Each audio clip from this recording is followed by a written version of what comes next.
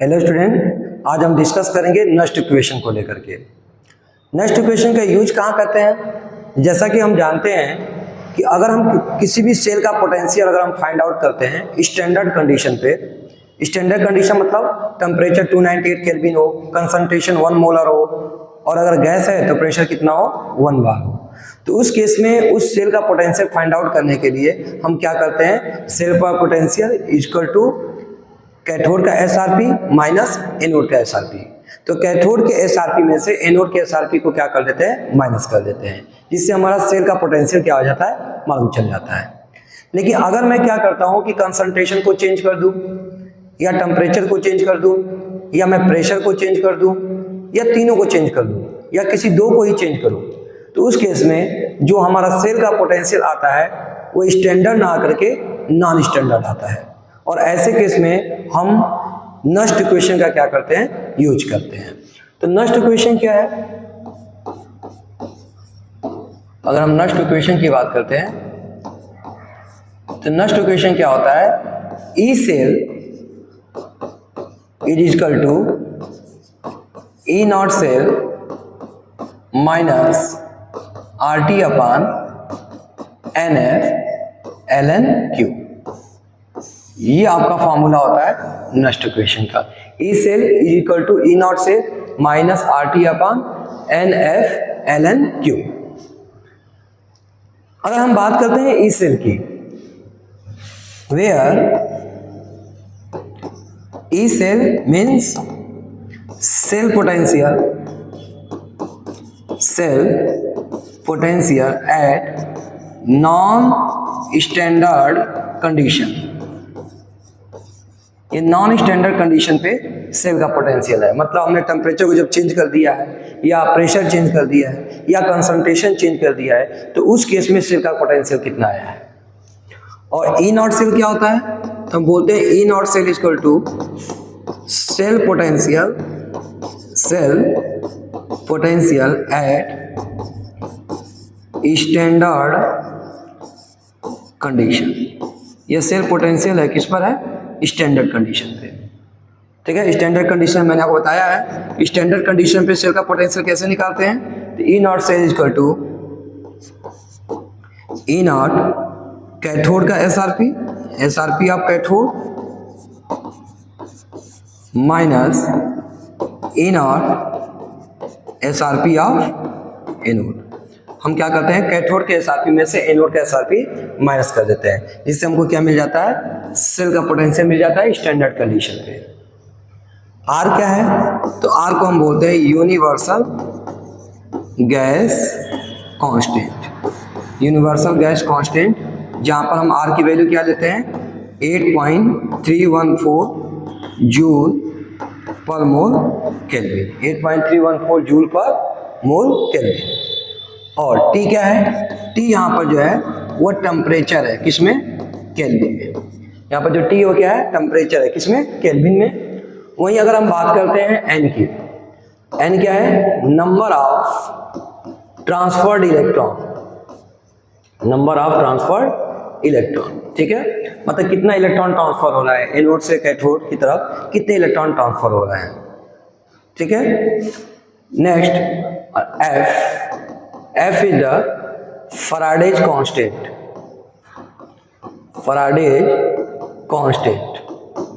यहाँ पर 1 Faraday equal to क्या होता है? 96,500 कूलम। 1 फैराडे की वैल्यू जो होती है क्या होती है? 96,500 कूलम। अच्छा, 1 फैराडे क्या होता है? तो 1 फैराडे का मतलब होता है चार्ज ऑफ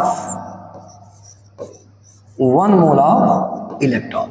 ठीक है, 1 mole of electron. 1 mole electron का जो भी चार्ज होता है उसी को क्या बोलते हैं? 1 फैराडे बोलते हैं। जैसे हम कहते हैं ना कि 1 इलेक्ट्रॉन पर चार्ज कितना है, तो हम बोलते हैं 1 इलेक्ट्रॉन पर चार्ज 1.6 इंटू 10⁻⁻19 कूलम है।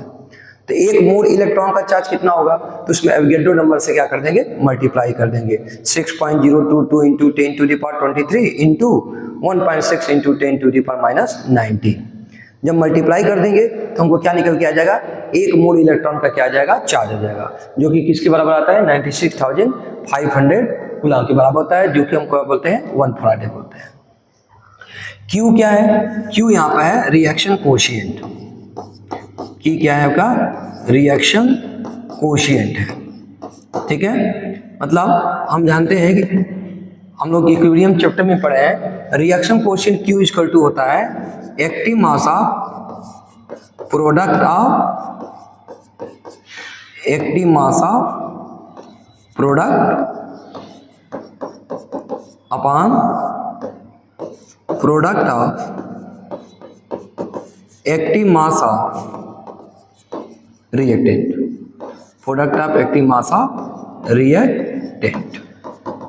ठीक है, प्रोडक्ट का active mass of product upon product of active mass of reactant, product का एक्टिव मास अपॉन रिएक्टेंट का एक्टिव मास। और हम ये जानते हैं कि अगर हम किसी सॉलिड की बात करते हैं, किसी प्योर साइड की बात करते हैं, तो प्योर साइड के लिए एक्टिव मास की वैल्यू कितनी होती है? 1 होती है। और किसी प्योर लिक्विड के लिए एक्टिव मास की वैल्यू भी क्या होती है? 1 होती है। तो प्योर साइड के लिए भी एक्टिव मास की वैल्यू 1 होती है और प्योर लिक्विड के लिए भी एक्टिव मास की वैल्यू क्या होती है? 1 होती है। अब स्टूडेंट, अगर मैं नेचुरल लॉ को लॉग में कन्वर्ट करूं, ठीक है, नेचुरल लॉ को अगर मैं लॉग में कन्वर्ट करता हूं तो मैं ये कह सकता हूं कि E cell is equal to क्या हो जाएगा? ई नॉट सेल और माइनस, यहाँ पर हमको क्या करना पड़ेगा? जैसे मैंने कहा ना कि नेचुरल लॉग है, तो अगर मैं इसको log बेस 10 में कन्वर्ट करूं तो हमको यहाँ पे क्या करना पड़ेगा? 2.303 से क्या करना पड़ेगा? मल्टीप्लाई करना पड़ेगा। तो हम ये कर सकते हैं 2.303 RT अपन NF log, जिसका बेस क्या होता है? 10Q। ये हमारा फार्मूला निकल के आ जाता है। ठीक है, तो नेक्स्ट इक्वेशन का हमारा ये फार्मूला आ जाता है जब हम नेचुरल लॉग के जब पे क्या लेते हैं? log बेस 10 ले लेते हैं। ठीक है, आप 10 यहाँ पर मेंशन कर भी सकते हैं, अगर नहीं भी अगर कर रहे हैं तो ऑलरेडी वो 10 क्या है? मेंशन है। ठीक है, अब देखिए मोस्ट ऑफ द केस में जो आपके बोर्ड में जो एग्जाम में क्वेश्चंस बनते हैं, ठीक है, वो 298 केल्विन टेम्परेचर पे बनते हैं। ठीक है, तो अगर हम इसी इक्वेशन को, जो नेक्स्ट इक्वेशन है, अगर मैं इस नेक्स्ट इक्वेशन को टेम्परेचर 298 केल्विन टेम्परेचर पे देखूं, ठीक है, तो मैं इसके लिए फार्मूला डिराइव कर सकता हूँ क्या? E cell equal to E not cell minus 2.303 और आर की वैल्यू तो कांस्टेंट है, कितनी होती है? 8.314। अभी मैंने बताया टेम्परेचर हमने क्या ले लिया? 298 केल्विन ले लिया। और एन चूंकि अलग अलग सेल में एन की वैल्यू अलग अलग हो सकती है। और एफ आपका कांस्टेंट है, फैराडे कांस्टेंट, जिसकी वैल्यू कितनी होती है? 96,500 log बेस 10Q। अगर मैं इसको सॉल्व करूं तो ये फार्मूला निकल के आ जाता है E cell equal to E not cell minus 0.0591 upon N log base 10Q। ठीक है, log बेस 10Q। तो ये हमारा फार्मूला निकल के आ जाता है एट 298 केल्विन टेम्परेचर पे। ठीक है, ये 298 केल्विन टेम्परेचर पे हमारा फार्मूला निकल के आ जाता है। अगर आप चाहें तो थोड़ा सा मतलब कैलकुलेशन को इजी करने के लिए सॉल्व करते समय आप एक काम कर सकते हैं क्या? कि E cell equal to E not cell minus, आप 0.059 की जगह पे आप ले सकते हैं क्या? 0.06 अपॉन 9 log बेस 10Q। ठीक है, log बेस 10Q आप इसको यूज कर सकते हैं। ठीक है, जैसे देखिए एक्चुअली में तो आपका जो आता है वो यही आता है, यही है, लेकिन आप जो है थोड़ा सा न्यूमेरिकल को इजी करने के लिए आप 0.0591 को अगर राउंड ऑफ करोगे तो करीब 0.06 के बराबर आएगा। ठीक है, तो हम इसको थोड़ा सा क्वेश्चन को इजी करने के लिए हम ये टर्म भी क्या कर सकते हैं? यूज कर सकते हैं। ठीक है, अब देखिए स्टूडेंट, अब ये जो आप देख रहे हो ना, तो आपको ये लग रहा है कि सर क्या ये सिर्फ सेल के लिए एप्लीकेबल है? नहीं, आप इसको जो किसी इलेक्ट्रोड के लिए भी एप्लीकेबल कर सकते हो। जैसे मान लीजिए कि मैं आपसे कहूं कि हमारे पास एक इलेक्ट्रोड है, ठीक है, आप किसी इलेक्ट्रोड के लिए एप्लीकेबल कर सकते हो। जैसे मान लीजिए हमारे पास कोई इलेक्ट्रोड है कॉपर का, ठीक है, ये कॉपर का रॉड है, ठीक है, ये कॉपर का रॉड है और ये कॉपर का एक्वस सॉल्यूशन है। अगर मान लीजिए कि अगर ये कॉपर का जो क्या रहता है कि स्टैंडर्ड कंडीशन पे ये इलेक्ट्रोड रहता, तो उस केस में हम जानते हैं कि इसकी ई नॉट की वैल्यू क्या आती? SRP की Cu + 2 ये आपकी आती करीब 0.34 वोल्ट आती, आपकी वैल्यू ये आती। ठीक है। क्योंकि यहाँ पर क्या है, अगर मैं कंडीशन को चेंज कर दूं, मैं आप लिख दूं 0.001 मोलर, 0.001 मोलर, तो उस केस में क्या होगा कि यहाँ पर जो ये इलेक्ट्रोड पोटेंशियल जो स्टैंडर्ड आ रहा है, जो SRP स्टैंडर्ड आ रही है, वो 0.34 वोल्ट आ करके कुछ और आएगी, क्योंकि कंडीशन क्या हो गया, नॉन स्टैंडर्ड हो गया। तो अगर मैं इसके लिए निकालना चाहूँ SRP इसकी, तो मैं क्या लिखूंगा, E0 Cu + 2 Cu, ठीक है। मैं यहाँ पे क्या कर रहा हूँ, मैं इस इलेक्ट्रोड की लिख रहा हूँ, तो सेल के जगह मैंने क्या लिया, एक स्पेशली इस इलेक्ट्रोड के लिए लिख लिया Cu + 2 Cu, और E0 से मतलब हम बात करें इलेक्ट्रोड की, तो इसके लिए वैल्यू कितनी है, 0.34 माइनस 0.06 अपान n। तो अगर मैं यहाँ पर SRP की बात कर रहा हूँ, तो SRP मतलब क्या है, गेन ऑफ इलेक्ट्रॉन, तो कॉपर +2 किस में जा रहा है, कॉपर में, तो यहाँ पर इलेक्ट्रॉन का कितना एक्सचेंज हो रहा है, 2 का, तो यहाँ पे n की जब हम क्या ले सकते हैं, 2 log। अब हमको Q का वैल्यू लेना है, तो Q कैसे फाइंड आउट करेंगे, तो हम कहते हैं प्रोडक्ट अपॉन रिएक्टेंट। प्रोडक्ट कौन है आपका, Cu, और रिएक्टेंट क्या है आपका, Cu + 2, रिएक्टेंट क्या है आपका, Cu + 2, ठीक है। Cu यहाँ पर क्या है, सॉलिड के फॉर्म में, और कॉपर +2 किस में है, एक्वस के फॉर्म में। तो सॉलिड का एक्टिव मास कितना होता है, हम जानते हैं सॉलिड का एक्टिव मास कितना होता है, 1, और कॉपर +2 का एक्टिव मास कितना दिया हुआ है, तो 0.001, तो इसको 10⁻³ ले सकते हैं। तो मैं यहाँ पे लिख सकता हूँ 1/10⁻³ -3 ऊपर जाए तो क्या हो जाएगा, +3 हो जाएगा, ठीक है ना। ये हो जाएगा 0.34 - 0.03, ठीक है, और ये हो जाएगा 3 log 10, ठीक है ना। ये देखो log 1/10⁻³ है, तो मैं इसको लिख सकता हूँ क्या, मैं लिख सकता हूँ log 10⁻³ +3 लिख सकता हूँ, इसको माइनस 3 ऊपर जाए +3 हो जाएगा। और log m⁻n क्या होता है, n log m, तो 3 क्या आ जाएगा, आगे आ जाएगा, और ये क्या आ जाएगा 3 log 10, और log 10 की वैल्यू कितनी होती है, 1 होती है, ठीक है। तो मैं इसको सॉल्व कर सकता हूँ, 0.34 माइनस 3 3 9, 0.09, ठीक है। और इसको सॉल्व करें तो यहाँ पर क्या आ जाएगा, 0.34 और 0.09, ठीक है। तो यहाँ पर आ जाएगा आपका 5, और ये हो जाएगा आपका 2, तो क्या आ जाएगा 0.25 वोल्ट, ठीक है। तो आपका ये वैल्यू कितनी आ गई, 0.25 वोल्ट आ गई, ठीक है। तो अगर ये हमारा इलेक्ट्रोड जो रहता था, ये जो कॉपर का जो इलेक्ट्रोड है, अगर ये कॉपर का इलेक्ट्रोड स्टैंडर्ड कंडीशन रहता, तो वोल्टेज हमारा ये आता, SRP की वैल्यू ये आती है हमारी 0.34 वोल्ट। लेकिन हमारा यहाँ कंडीशन क्या है, नॉन स्टैंडर्ड हो गया, क्योंकि हमने कंसंट्रेशन को चेंज कर दिया। तो इस केस में जो वोल्टेज आया वो कितना आया, 0.25 वोल्ट आया, ठीक है। तो हम इसको इलेक्ट्रोड के केस में भी यूज कर सकते हैं। ये नहीं कि आपने सिर्फ सेल के लिए लिखा था, सेल के लिए अप्लीकेबल है। नेक्स्ट इक्वेशन हम क्या कर सकते हैं, एक इंडिविजुअल इलेक्ट्रोड के लिए भी अप्लाई कर सकते हैं, और हम सेल के लिए भी अप्लाई कर सकते हैं। जैसे मान लीजिए अगर हम यहाँ बात करते हैं, चलिए एक हम क्वेश्चन ही ले लेते हैं। मान लीजिए हमारे पास कोई सेल रिप्रेजेंटेशन है, ठीक है। मान लीजिए हमारे पास कोई सेल रिप्रेजेंटेशन है,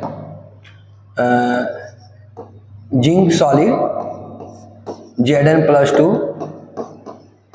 एक्वस 0.001 मोलर कंसंट्रेशन है, और कॉपर +2 एक्वस 0.0001 मोलर है, और ये कॉपर क्या है, सॉलिड है, ठीक है। ये हमको एक सेल दिया गया है। यहाँ पर आप देख रहे हैं कि Zn+2 का कंसंट्रेशन 1 मोलर ना होकर के 0.001 है, और कॉपर +2 का क्या है, 0.001 मोलर है, ठीक है। टेम्परेचर मान लीजिए मैंने ले लिया 298 केल्विन, ठीक है स्टूडेंट, 298 केल्विन टेम्परेचर। और यहाँ पे ये कर दिया गया कि E0 Zn+2 to Zn ये कितना है, -0.76 वोल्ट है, और E0 copper +2 to copper plus 0.34 volt है। अब हमको इस सेल का क्या निकालना है, पोटेंशियल निकालना है, ठीक है। अब इस पूरे इस सेल का पोटेंशियल निकालना है। तो हम इस सेल का पोटेंशियल कैसे फाइंड आउट करेंगे, देखिए नेक्स्ट इक्वेशन को अप्लाई करने का एक तरीका क्या है, थोड़ा समझिए, स्टेप क्या है, कैसे अप्लाई करते हैं। कभी भी आपको नेक्स्ट इक्वेशन अप्लाई करना हो तो तो आपको कुछ पॉइंट्स को ध्यान रखेंगे। फर्स्ट आप सबसे पहले आप सेल रिएक्शन लिखेंगे। सबसे पहले आप क्या लिखेंगे? सेल रिएक्शन लिखेंगे। जब सेल रिएक्शन लिख लेते हैं तो फिर आप क्या करोगे? Find out value of N. आप एन की वैल्यू फाइंड करोगे, देन फाइंड आउट क्यू। आप रिएक्शन कोएफिशिएंट फाइंड आउट करोगे, और रिएक्शन कोएफिशिएंट को फाइंड आउट करने के बाद आप जो है यहाँ पे ई नॉट सेल क्या करोगे? फाइंड आउट करोगे। ई नॉट सेल फाइंड आउट करोगे। जब ई नॉट सेल फाइंड आउट हो जाएगा तो उसके बाद से आप क्या करोगे? पॉइंट नंबर 5 आप जो है यहाँ पे नेक्स्ट इक्वेशन अप्लाई करके आप यहाँ पे क्या करोगे? ई सेल क्या करोगे? फाइंड आउट करोगे। तो यहाँ पर कैसे करते हैं? तो हमको मालूम है ई सेल इक्वल टू क्या होता है? ई नॉट सेल माइनस 0.06 अपन एन log बेस 10 क्यू। तो अगर हम इस सेल की बात करते हैं तो यहाँ ई नॉट सेल कैसे निकालते हैं? तो सबसे पहले आप रिएक्शन लिखिए आप इसका। यहाँ पर क्या हो रहा है? जिंक जो वो किस में जा रहा है? Zn+2 में, और 2 इलेक्ट्रॉन लॉस कर रहा है, और कॉपर +2 क्या कर रहा है? 2 इलेक्ट्रॉन गेन करके और कहाँ जा रहा है? कॉपर में जा रहा है। ठीक है, 2 इलेक्ट्रॉन लूज हुआ, 2 इलेक्ट्रॉन गेन हो गया, कैंसिल। Zn(Cu+2) Zn+2 Cu, ये आपका सेल रिएक्शन आ गया। अब यहाँ से आपको मालूम चल गया कि n की वैल्यू कितनी है? 2 है, क्योंकि 2 इलेक्ट्रॉन लूज हुआ, 2 इलेक्ट्रॉन क्या हो गया? गेन हो गया। तो n की वैल्यू 2 आ गई। अब आप क्या फाइंड आउट करेंगे? q की वैल्यू। q कैसे निकालते हैं? तो प्रोडक्ट अपॉन रिएक्टेंट। तो प्रोडक्ट में कौन है? Zn+2 और Cu, और यहाँ पर कौन है? Zn(Cu+2). तो यहाँ पर Zn किस में है? सॉलिड में। कॉपर किस में है? साइड में। तो इसकी वैल्यू तो 1 हो जाएगी। और Zn+2 का वैल्यू कितना दिया है? 0.001। तो क्या मैं इसको 10⁻³ लिख सकता हूँ? और कॉपर +2 के जगह मैं क्या लिख सकता हूँ? 10⁻⁴ कर सकता हूँ। तो 10⁻⁴ ऊपर जाएगा तो ये क्या आ जाएगा? +4 +4 -3 क्या आ जाएगा? 10। मतलब क्यू की वैल्यू कितनी आ गई? 10 आ गई। क्यू की वैल्यू 10 है, मतलब क्या है कि log थीटा और log थीटा की वैल्यू क्या आ गई? मैं सॉरी, यहाँ पर क्यू की वैल्यू कितनी आ गई? log 10, और log 10 की वैल्यू कितनी हो गई? 1। ठीक है, log 10 की वैल्यू कितनी आ गई? 1 आ गई। अगर हम ई नॉट सेल निकालना चाहें तो ई नॉट सेल कैसे निकालेंगे? कैथोड के एसआरपी में से एनोड का एसआरपी क्या कर देंगे? माइनस कर देंगे। तो आपको मालूम है कि इस साइड जो है शॉर्ट बेड की इस साइड एनोड है, और शॉर्ट बेड की इस साइड क्या है? कैथोड है। मतलब लेफ्ट हैंड साइड में क्या है? एनोड है, और राइट हैंड साइड में क्या है? कैथोड है। तो कैथोड का कितना दिया हुआ है? देखिए, तो कैथोड का दिया हुआ है 0.34 माइनस एनोड का क्या दिया हमारा? 0.76। सॉल्व करेंगे, ये वैल्यू कितनी आ जाएगी? 1.10 वोल्ट। तो ई नॉट सेल भी हमने निकाल लिया। अब हमको ई सेल लगाना है। तो यहाँ पे ई नॉट सेल की वैल्यू कितनी आ गई? 1.10, 0.06, और n की वैल्यू आपने कितना निकाला? 2 निकाला, log बेस 10, और q की वैल्यू क्या आ गया? 10 आ गया। ठीक है, तो log 10 की वैल्यू 1 हो जाती है। तो ये क्या आ जाएगा? 1.10 माइनस 0.03 सॉल्व करेंगे तो ये वैल्यू आ जाएगी क्या? 1.07। ठीक है, 1.07 वोल्ट। ठीक है, तो जो सेल का जो पोटेंशियल आ गया वो कितना आ गया? 1.07 आ गया। ठीक है, तो अब क्या देख रहे हो कि अगर यही सेल प्योर मतलब स्टैंडर्ड कंडीशन पे रहता, तो अगर स्टैंडर्ड कंडीशन पे रहता तो यहाँ कंसंट्रेशन 1 मोलर लेते हैं, तो उस केस में इस सेल का जो पोटेंशियल आता वो कितना आता? 1.10 वोल्ट आता, ये आता। अगर ये कंडीशन स्टैंडर्ड रहता तो वोल्टेज हमारा 1.10 वोल्ट आता। क्योंकि कंसंट्रेशन हमने क्या कर दिया है? चेंज कर दिया है। तो इस केस में जो सेल का जो पोटेंशियल आएगा वो स्टैंडर्ड ना करके क्या आएगा? नॉन स्टैंडर्ड आएगा। और आप खुद देख रहे हो कि हाँ वोल्टेज कितना आ गया? 1.07 वोल्ट आ गया 1.10 वोल्ट के प्लेस पे। ठीक है, तो इस तरह से हम क्वेश्चन को क्या कर लेंगे? सॉल्व कर लेंगे। क्लियर है? तो नेक्स्ट क्वेश्चन पे आपको जो है क्वेश्चंस जो है आपके एनसीईआरटी में भी मेंशन है, आप उनको भी सॉल्व करें, इन टेस्ट क्वेश्चन में उसको सॉल्व करें।